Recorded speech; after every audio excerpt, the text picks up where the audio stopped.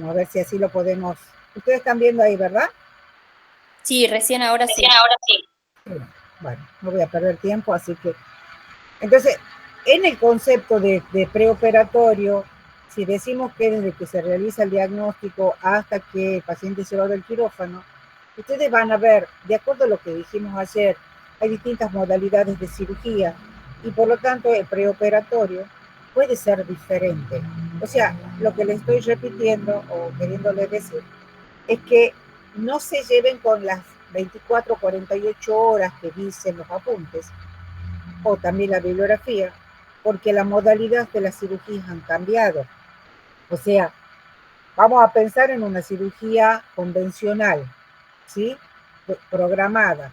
Por ejemplo, una cirugía traumatológica, ¿sí? Para eso, el paciente puede estar internado el día anterior o puede estar internado una semana antes si es una fractura, puede estar internado un mes antes porque ha estado con una tracción y de pronto reúnen el material y tiene turno quirúrgico y se opera. O sea que el paciente ha cursado todo un periodo de un mes, o ha cursado todo un periodo de una semana, o ha cursado todo un periodo de 48 horas antes de realizarse la cirugía. Porque el preoperatorio incluye desde que se hace un diagnóstico y dice, che, te vas a operar, hasta que va al quirófano. Y hoy en día, si hablamos de una cirugía no convencional, si hablamos de cirugía endoscópica, ¿se acuerdan que ayer clasificamos las cirugías endoscópicas como mini invasivas, ¿sí? Como cirugías ambulatorias? Esas cirugías no requieren más de una hora de ingreso al hospital y el paciente va al quirófano. Va con su ropa de calle a un lugar del centro quirúrgico que es la admisión y allí se lo viste y así ingresa al quirófano. Entonces, repito, esto de 24, 48 horas que nosotros podemos tener en cuenta cuando estudiamos la bibliografía no es tan así.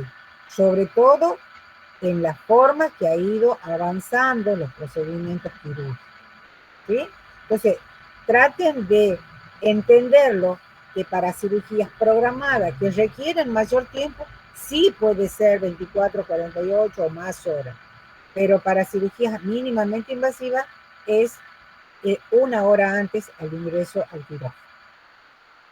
Luego, cuando ustedes estudian preoperatorio, nosotros decimos que el objetivo es llevar al paciente en las mejores condiciones a la cirugía. ¿Qué significan las mejores condiciones?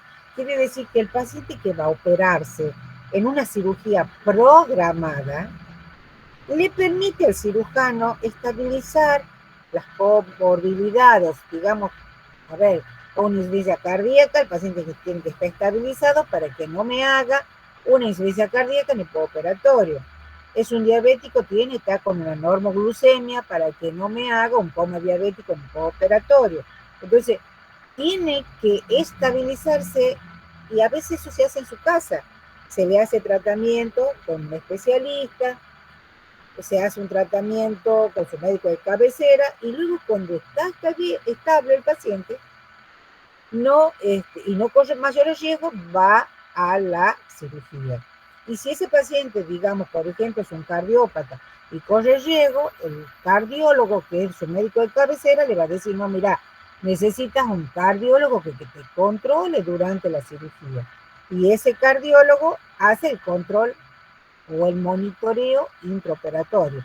Ustedes van a ver en la historia clínica, dice, se autoriza cirugía con MIO, monitoreo intraoperatorio. ¿Sí? Bueno, y entonces quiere decir que ese paciente estamos haciendo que corra menos riesgo. Y otro aspecto importante es el proceso infeccioso. Ustedes saben que una cirugía implica romper la barrera cutánea y que con eso puede, o la mucosa, y que con eso puede llevar, digamos, a que el paciente haga infecciones si la piel no está debidamente preparada o la mucosa está infectada y puede llevar a complicaciones infecciosas postoperatorias. Entonces, siempre si el paciente tiene una gripe, se trata la gripe, si tiene una infección urinaria, se trata la infección urinaria, si tiene una dermatitis, se trata la dermatitis. Para eso, el paciente puede, digamos, en general, esperar, digamos, que eso se solucione y evitar complicaciones. Nunca un paciente infectado entra al quirófano, a menos que sea una emergencia donde la cirugía sirva para salvarle la vida. Porque si entra con una infección, ¿no es cierto? Seguramente se va a complicar y se va a morir por el proceso infeccioso. ¿Cuándo aparece una infección en un paciente quirúrgico? Después de las 24, 48 horas de la cirugía, o sea, desde que se hace la cirugía, y eso ocurre porque está relacionado con el proceso quirúrgico, pero no, el paciente no debe tener, digamos, o debe tener la mínima posibilidad de riesgo de que traigan el preoperatorio. Por eso es que el paciente tiene una preparación en el preoperatorio para que, digamos, se pueda asegurar que el paciente no va a infectarse. Entonces, ese periodo preoperatorio requiere, ¿no es cierto?, las mejores condiciones, ¿sí? ¿Y qué función tenemos nosotros los enfermeros? Todas, desde el momento que el paciente, todas las responsabilidades del momento que el paciente se interna en una unidad quirúrgica, ¿sí? Porque la preparación puede ocurrir que el paciente la haga en la casa, ¿sí? Se bañe con clorexidina, se rasure si el médico quiere que tenga rasurado, haga un ayuno de 12 horas, o tome una medicación que sirva para preparar, por ejemplo, un evacuante. Si se va a operar el colon, se hace un evacuante intestinales durante 24 horas previas a la cirugía, y todo eso el paciente puede hacerlo en su casa, ¿sí? Y así en esas condiciones ingresa al quirófano. Pero si tiene que internarse en una sala, ¿no es cierto?, todo esto que le digo del proceso infeccioso, metabólico, en la diabetes, cardiológico, todo eso es responsabilidad nuestra.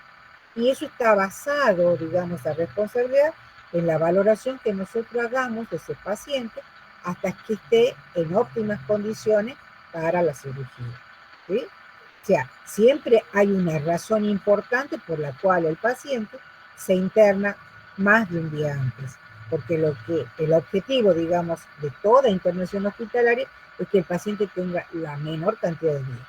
Solamente se justifica cuando hay que prepararlo al paciente.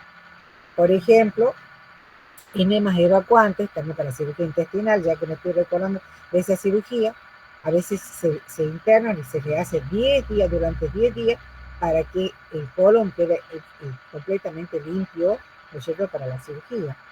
O por ejemplo, la cirugía traumatológica, donde se hace que el paciente esté en una tracción durante 15 días, 25 días, 30 días, para que el hueso que se ha fracturado pueda alinearse y entonces va en las mejores condiciones para que se coloquen las placas y los tornillos, o sea, para que se haga la osteosíntesis, ¿sí?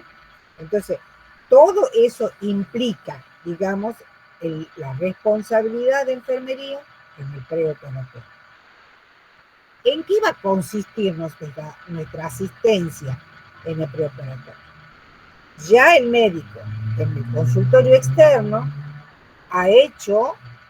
le ha dado al paciente un diagnóstico y le dijo, mira, por ejemplo, tener litiasis en la vesícula y esa vesícula hay que sacarla, o sea, hay que hacer una colecistectomía. Para que llegue a eso se le pidió una serie de estudios al paciente, ¿sí? Se le pidió el laboratorio, donde estaba la bilirrubina elevada, por ejemplo, donde había una leucocitosis, porque puede haber habido una infección bacteriana, o puede haber mostrado un proceso inflamatorio, ¿sí? Y ese paciente tiene una ecografía, que generalmente es lo más sencillo que se pide. También pueden pedirse otro estudio, pero bueno, tiene una ecografía por decir, y con eso el médico hizo el diagnóstico y decide internar. Cuando se lo interna al paciente es porque ya lleva, digamos, el diagnóstico. ¿Y qué necesitaría? Que sea valorado para que esté en condiciones de la cirugía. ¿no es cierto? Entonces, en esa valoración, en la internación, ustedes van a ver lo fundamental que es evaluar en forma general al paciente, decimos en sentido cefalocaudal, y en forma particular a donde presenta, digamos, su problema. Y los exámenes de diagnóstico, que yo les digo que se les pide al paciente, hay de dos tipos, que quede claro eso. Todo paciente que va al quirófano se le pide exámenes de diagnóstico de rutina. Más allá de haberse le ha hecho una tomografía para diagnosticar que era quirúrgico, más allá de eso hay otros exámenes diagnósticos que se piden solamente porque el paciente va a entrar al quirófano a ser operado. Y también se pueden pedir otros. Entonces, veamos, la valoración física. La valoración física, importante que ustedes digan peso, talla, parámetros, eso es general. Ver la cabeza, ver la cara, si no tiene signos de resfrío, infección, verle el tórax, ver los miembros inferiores si tiene varices, por ejemplo, porque ahí van a tener que poner las vendas elásticas, ¿sí? Entonces, en ese caso, ese paciente está haciendo usted una valoración general. Y luego un examen centrado en el problema. O sea, que si el paciente dice que le duele el hipocondrio derecho,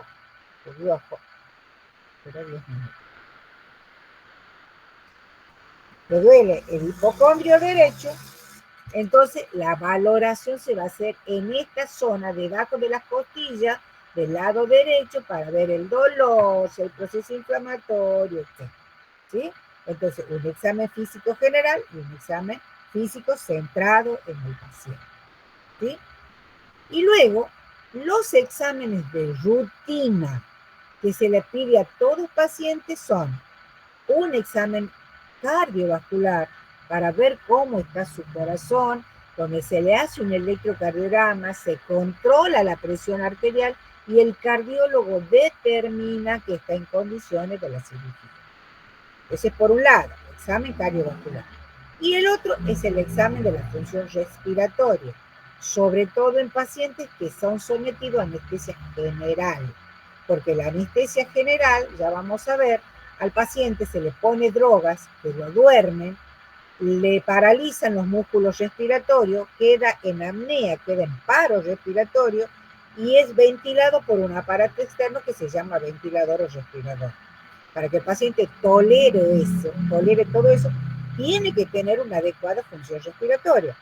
Por lo tanto, es fundamental que se le haga una radiografía tórax para ver cómo están los pulmones, que se le haga una espirometría si es un paciente que, por ejemplo, tiene un antecedente respiratorio, y con eso el cirujano sabe que puede estar determinado tiempo dando la anestesia en esa situación de paro o de apnea y no lo va a afectar al paciente, ¿sí? Entonces, el examen cardiovascular, el examen de la función respiratoria y finalmente el laboratorio. Estas tres cosas se le piden a los pacientes, a todos los pacientes que van a ir a cirugía. ¿Y qué se pide en el laboratorio? Porque está acá, hemograma, coagulograma, proteinograma, glucemia, grupo sanguíneo y orina completa. Todos los pacientes entran con esto, independientemente de la patología que tengan. Y si es necesario, por ejemplo, el cirujano, digamos, el paciente tiene un antecedente de hepatitis, entonces le va a tener que pedir algo especial, que es un perfil hepático, para ver cómo va a metabolizar la anestesia y no va a complicarse, para ver cómo está la colinesterasa en el paciente, para ver cómo está funcionando el riñón, si tiene un problema renal y se le pide urea y creatinina. O sea que dentro del laboratorio también nosotros llamamos rutina lo que está acá, hemograma, proteinograma, glucemia, orina completa, y especiales, todo aquello relacionado específicamente con la patología que tiene el paciente. Quiero, chicos, que esto quede claro cuando ustedes lean, cuando ustedes estudien, porque se confunden. Para hacer el diagnóstico, primer diagnóstico, el médico pide un montón de estudios, ¿sí? Y ese diagnóstico va a decir, vos te tenés que operar. Cuando el paciente va a ir a la cirugía, se le va a pedir pruebas de rutina y especiales. Las de rutina, cardiovascular, respiratorio y laboratorio. ¿Sí? Y acá tenemos ya especificado qué va a ir en cada uno. También se puede pedir otros estudios. Se puede, por ejemplo, pedir una biopsia para ampliar un diagnóstico. Cuando uno quiere, el médico quiere ampliar el diagnóstico, cuando tiene duda. Todo eso se puede hacer durante la internación o ambulatorio. Pero lo que cuando ya se define la cirugía, hay que ver la prueba, la prueba cardiovascular, la prueba respiratoria y el laboratorio de rutina. ¿Sí? Y enfermería tiene dos fundamentales acciones en el preoperatorio. Todo paciente debe ser valorado de pie a cabeza, debe ser preguntado qué medicación toma, por ejemplo, qué patologías agregadas puede tener, hacer un buen examen físico, ¿sí? Y empezar a pensar, a planificar qué le vamos a enseñar al paciente en este periodo preoperatorio, que puede ser muy breve, de 1 hora o de un día o de 3 días, qué le vamos a enseñar para que su postoperatorio sea favorable y el paciente pueda colaborar. Una de las cosas que nosotros le tenemos que explicar es cómo va a respirar con ejercicios respiratorios para relajarse, o si tiene una toracotomía, cuando le afecte, cómo va a ser, cómo va a caminar gradualmente, o cómo se va a movilizar gradualmente para evitar, para reducir el dolor y para evitar, nosotros, que esté mucho tiempo el paciente inactivo, lo que es desfavorable. Entonces, tenemos que ir pensando qué es la enseñanza preoperatoria, lo cual está relacionado con el propósito de que el paciente curse un postoperatorio sin complicaciones y pueda colaborar. ¿Sí? Y otro aspecto sumamente importante, que sería, digamos, el tercer punto más importante en la asistencia preoperatoria, es lo que se hace el paciente cuando ya tiene el turno quirúrgico. O sea, le dicen, te va a operar mañana a las 7 de la mañana y por lo tanto entra en un plan de asistencia preoperatoria inmediata, a donde al paciente hay que prepararle la piel, hay que suspenderle la comida, hay que colocarle las medias antiembolia.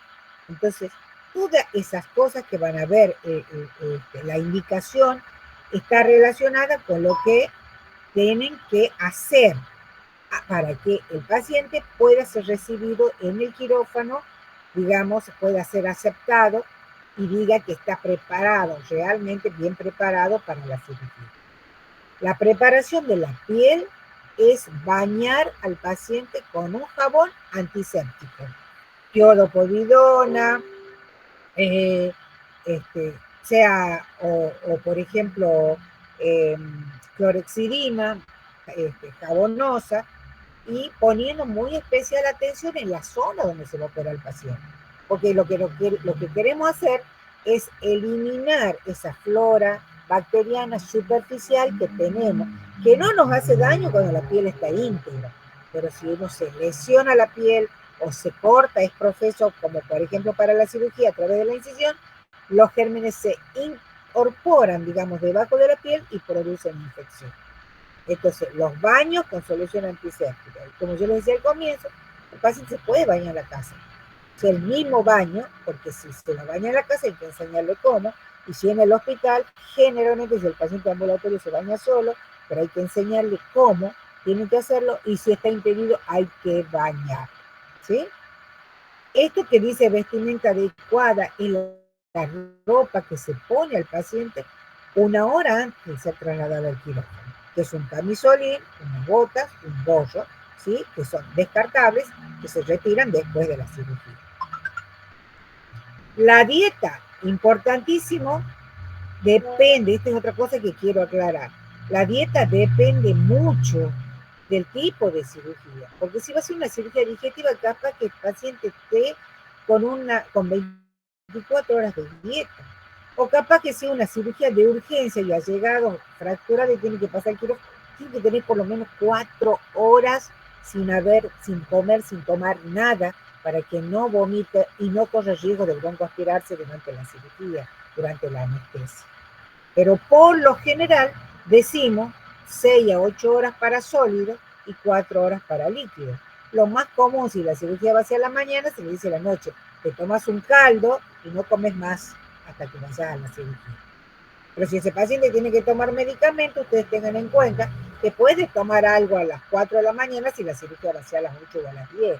¿Entiendes? Ahora, si va a ser a las 7, entonces vayan restándole el tiempo que por lo menos tenga 4 a 6 horas de no ingiera absolutamente nada de líquido. ¿Sí?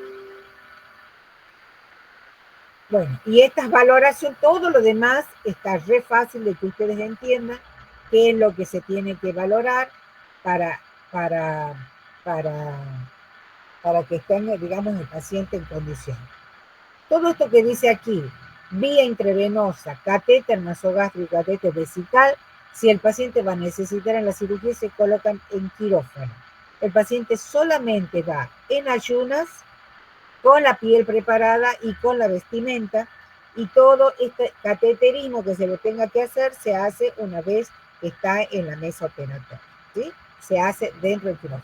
Lo mismo que las vendas elásticas que se realizan, que se colocan, sobre todo cuando el paciente es obeso o tiene varices, ¿sí?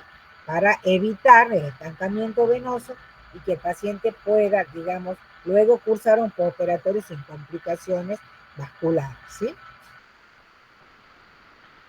Y con respecto a la eliminación, solamente enemas evacuantes, antes se hacía todo el mundo, hoy en día solamente si se va a trabajar, si se va a operar el tubo digestivo, si se va a operar, digamos, la vía urinaria o la vía ginecológica en la mujer, se indica, si no, no requiere enema.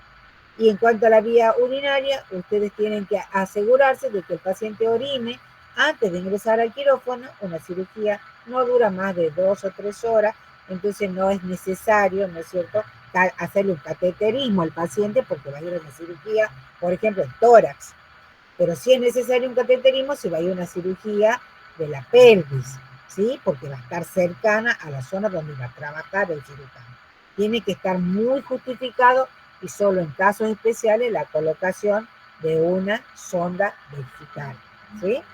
La admisión involuntaria puede ocurrir solamente en pacientes que no controlan el esfínter o que vayan al quirófano con la vejiga con orina. Entonces ustedes se tienen que asegurar de que ese paciente no tenga, que tenga un vaciamiento de la vejiga. En cuanto a la medicación, esto es también lo mismo.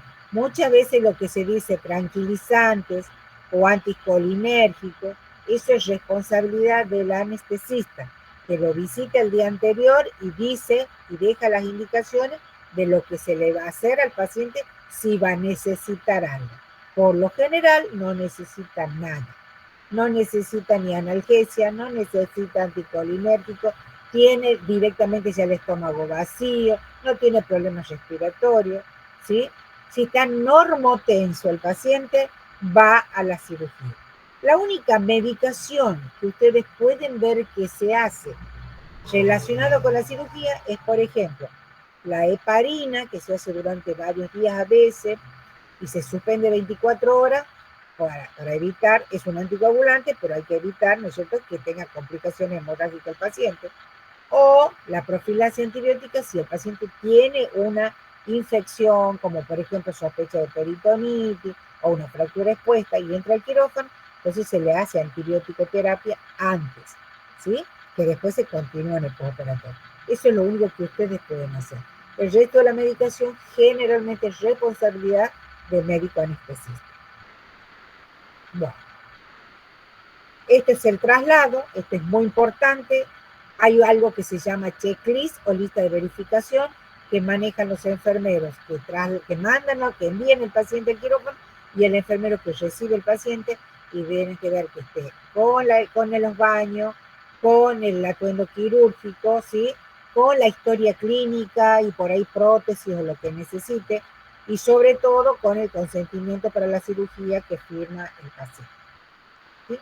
Vamos a suspender acá y le vamos a dar lugar al licenciado Kipildón para que vea postoperatorio, porque en realidad esto del digamos, es muy sencillo. Lo mismo digo que si tienen alguna duda, lean esto, sí, y en el próximo encuentro cualquier cosa lo podemos compartir. ¿Estamos?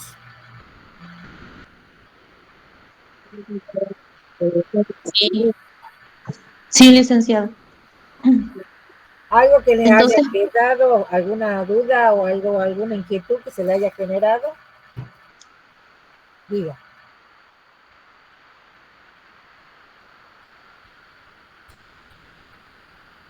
¿No? Bueno, cortamos acá para darle lugar al espacio que le corresponde al licenciado Kipi Lori, que yo le estoy robando. ¿Sí? Los veo la semana próxima. Hasta luego. hasta luego. Gracias, licenciada. Hasta luego. Hasta luego. Hasta luego, gracias. Hasta luego, licenciada.